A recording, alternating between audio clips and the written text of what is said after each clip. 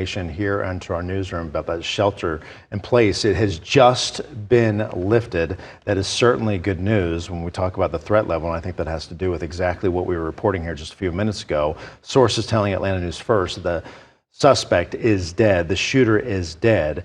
And again, that shelter in place has just been lifted, but they're asking people still to avoid that area. And you can see why when you see the live pictures, because of the law enforcement response and that investigation that Brenda was just talking about. And still no word at this point on who that suspect is. This shelter in place order being lifted about an hour and a half after it was put into place. Atlanta News First has been on top of this since the beginning. We also have been told that President Donald Trump has been briefed on this situation and that the White House is monitoring any developments here. So we had heard from Governor Brian Kemp, who took to social media platform X to talk about this. And now we know that President Donald Trump has also been made aware of this situation.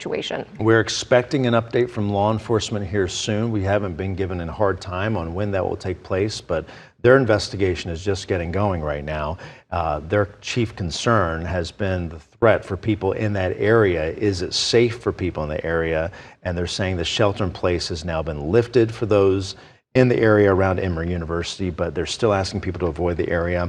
This, the result of an active shooter reported at the Emory University Atlanta campus. All this unfolding right around 5 o'clock, taking place near Emory University at that Emory Point CVS is where law enforcement had surrounded. They went inside at one point, and then coming back out, and now the investigation unfolding.